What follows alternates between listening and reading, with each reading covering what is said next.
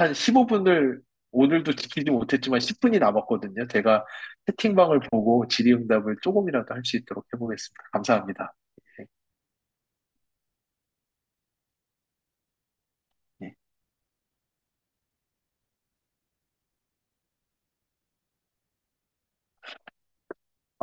여기 김치 유산균 먹으면 괜찮은데 그 3주 먹으면 설사하시는 분이 있고 2주 먹도록 설사를 해서 반품 신청이 왔다라고 하시는 분들 있는데 그 다음에 또 정말 좋은 답을 주셨네요. 물도 부족하고 식이섬유도 부족하고 그리고 유산균 먹이를 줘야지 자리 잡는다. 정말 맞는 말씀이시고요.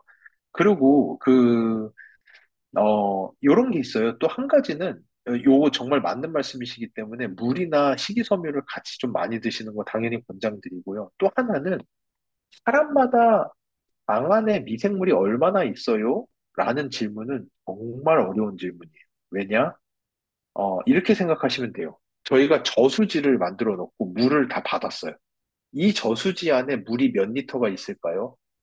이거는 맞출 수 있어요. 이거는 대학생 정도만 돼도 맞출 수 있는 답이에요. 근데 개울이 흐르고 있는데 그 개울에 1미터를 딱 손으로 지정한 다음에 이 1미터의 개울 안에 물이 몇 리터가 있을까요? 라고 질문을 하면 아무도 맞출 수가 없어요. 물은 계속 흐르고 있잖아요. 물은 계속 흐르고 있는데 그 일정 구간 안에 물이 몇 리터가 있나요? 라고 물으면 정말 맞추기 어려운 질문인데요. 사람들의 장내 미생물이 그래요. 그러다 보니까 내 장 안에 미생물이 몇 마리나 있어요? 그 진짜 맞추기 어려운 질문이에요. 그러다 보니 사람들마다 누구는 30조가 있고 누구는 3조밖에 없고 누구는 3천억밖에 없을 수도 있어요. 근데 여기에다가 그러다 보니까 미생물의 먹는 양도 솔직히 맞춤형이에요. 사람들마다 달라요. 어떤 분은 단포만 먹어도 설사하러 막 뛰어가시는 분이 있고요. 어떤 분은 세포를 먹어도 멀쩡하신 분들이 있고요.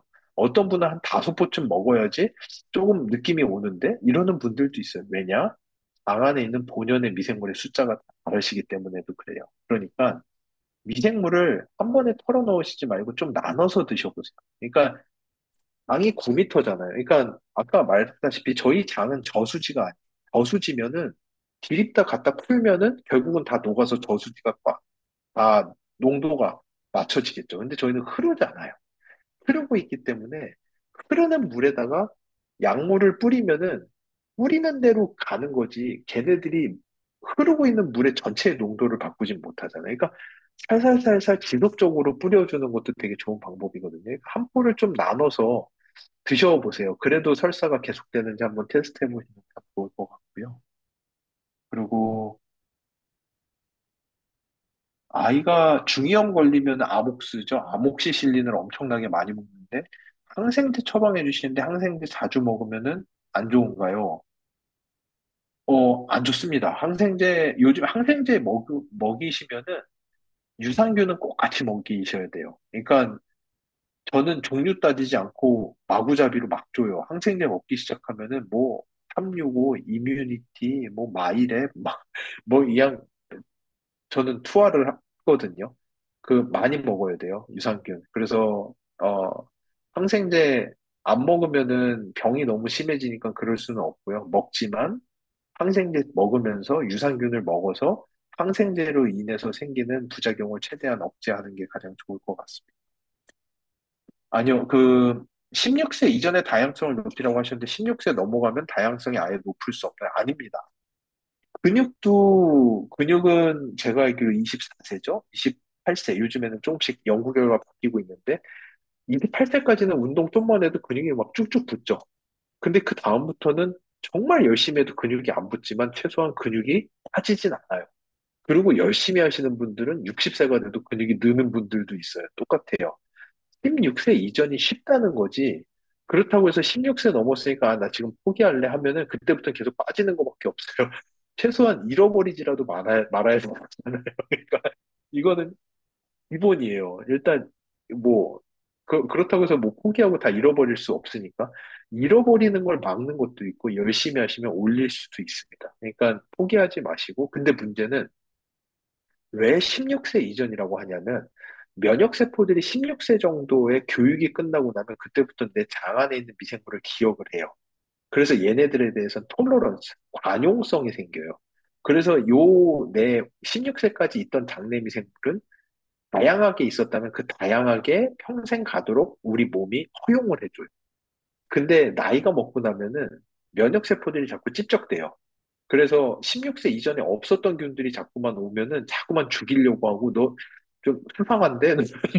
너 괜찮은 거 맞아라고 면역세포들이 자꾸 찝적거리다 보니까 그 미생물을 높은 상태로 유지하는 게 어려워요. 그래서 어쩔 수 없이 평생 자극제를 주면서 높이 끌어올려야 돼요. 그거밖에 방법이 없기는 하지만 미생물의 다양성이 아예 안 높아지는 거는 아니에요. 예.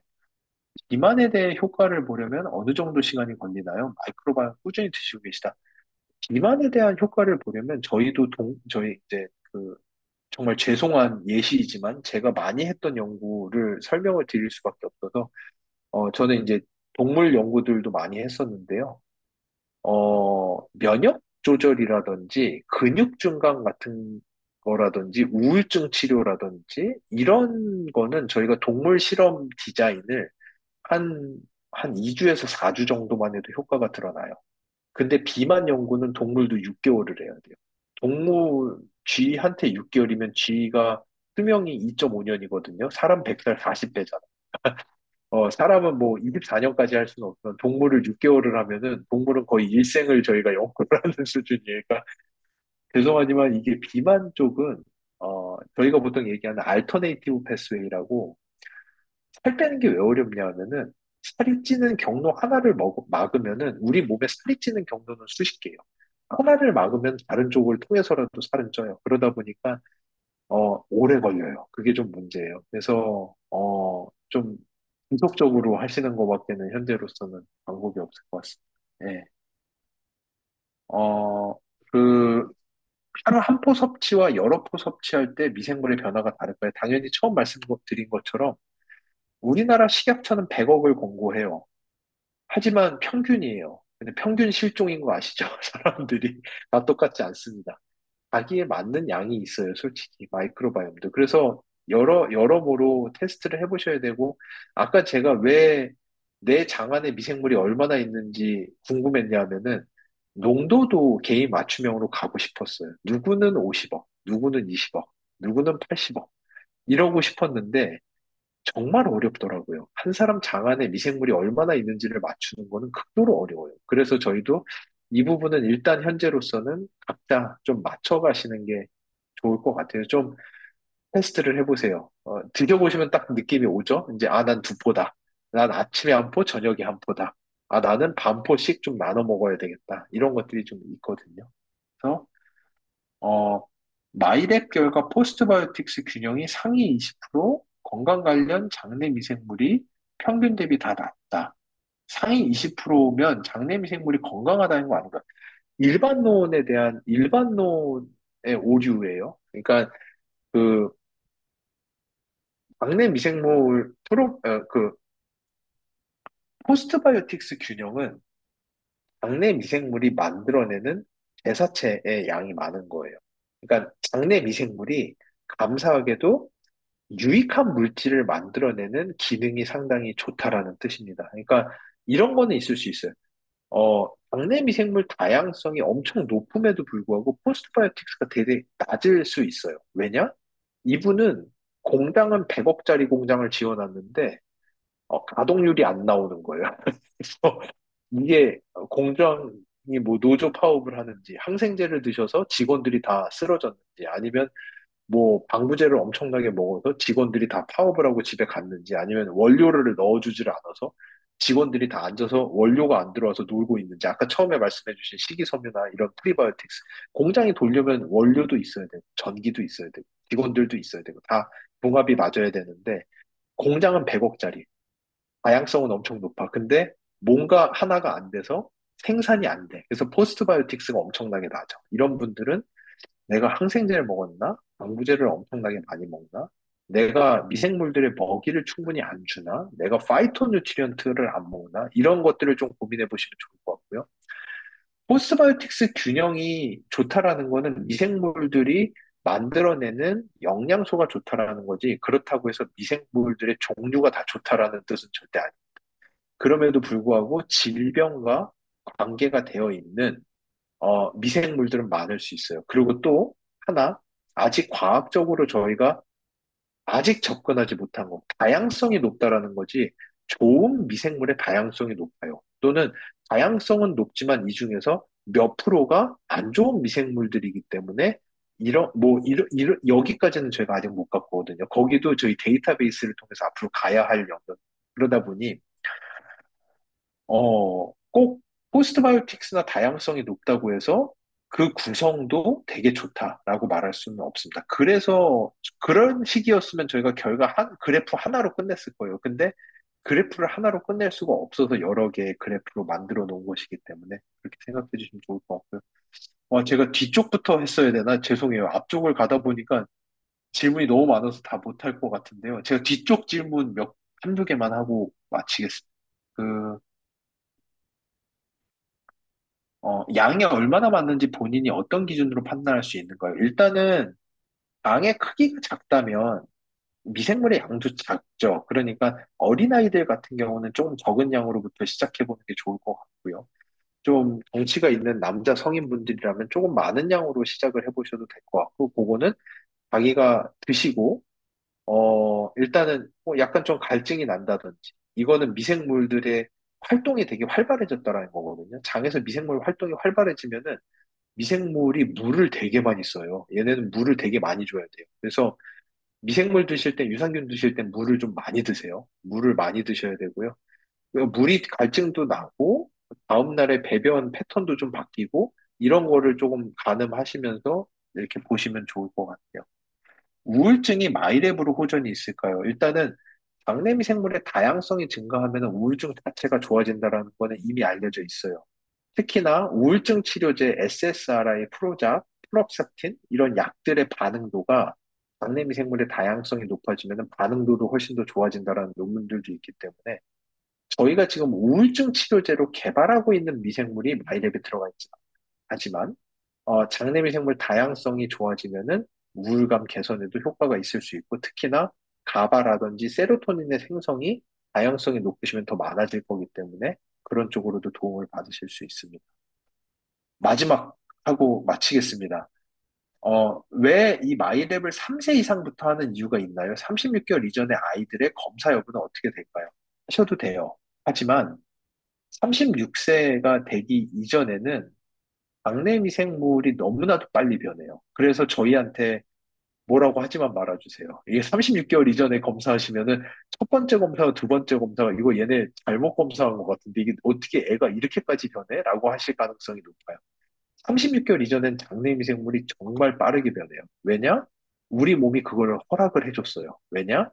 다양한 미생물을 만나서 면역세포를 교육을 시키려다 보니까 우리 몸의 면역세포가 막는 게 없어요. 그냥 다 받아들이고. 그러니까 막 1, 2주 안에도 장내 미생물이 엄청나게 바뀌어요. 그러다 보니 맞춤형은 언제나 최소한 6개월 동안 좋은 효과를 내줘야 되는데 솔루션에 대한 적합도도 자꾸만 바뀔 수밖에 없다 보니까 가급적이면 마이크로바이옴이 안정기에 접어든 36개월 이후에 하셔라고 하는 거를 추천을 드리고요. 그러니까 저희가 마이랩을 하면서 정말 많은 해프닝들이 있었어요. 이게 분석을 하는데 분석치가 절대 안 나오는 거예요. 와, 저희가 이런 일이 정말 흔치 않은데 분석치가 너무 안 나와서 정말 죄송하지만 저희가 재체변을 요청드리는 케이스 많지 않잖아요. 정말 죄송하지만 이분은 마이크로바이옴 상태가 너무 안 좋아서 분석이 안 됩니다. 재체변을 한번 부탁드릴게요. 라고 했더니 너무나도 슬픈 소식을 들은 게 그분이 돌아가셨다는 거예요. 몸이 너무 안 좋으셔서 그때 어떻게든 마이랩을 해보시려고 변을 체변을 해서 보냈는데 그러고 결과지 나오기 전에 사실은 돌아가신 거예요. 너무나도 안타깝지만 그 정도로 사실은 마이랩의 결과를 통해서 건강 상태를 보는 것들은 나와요. 장 안에 있는 미생물은 거짓말하지 않아요. 사람은 거짓말을 해도 저는 미생물학이다 보니까 미생물은 거짓말하지 않아요. 그러니까 여러분들 마이랩 통해서 조금이라도 내가 몰랐던 나에 대해서 조금 더 이해하시고, 그리고 그거에 맞춰서 다양성을 높이는 것들을 특히 아이들 너무 간과하지 마시고, 우리의 똥잘싸라고 해서 간과하지 마시고, 조금 알러트를 가지고 이런 것들을 주변에 전파해 주시고, 아이들의 면역세포 교육도 잘 해주시면 참 좋을 것 같습니다. 제가 15분 약속 지키려고 10시 5분까지 했습니다. 예, 감사합니다. 네, 항상 예, 감사드리고요. 항상 예, 아쉬움이 많이 남을 거라 생각합니다. 음, 저희가 대표님 모시고 또 Q&A 세션도 한번 좀 마련해 볼까, 막 이런 생각도 하고 있습니다. 예, 다들 굉장히 많이 도움이 되셨을 거라 생각하고요. 우리 지호세 대표님께 뜨거운 박수 한번 좀 보내드리면 예. 좋을 것 같습니다. 감사합니다. 대표님 항상 감사합니다. 감사합니다. 영마 예, 만파위에 함께 해주셔서. 네. 리더님들 또 혹시 궁금하신 부분 있으시면 또 설문을 통해 남겨주시고요. 오늘 강의에 대해서 또 설문 많이 남겨주시면 좋을 것 같습니다. 대표님, 다음 달에도 또 한번 부탁드리면서 저희는 오늘 이렇게 모두 종료로 마무리하도록 하겠습니다. 네.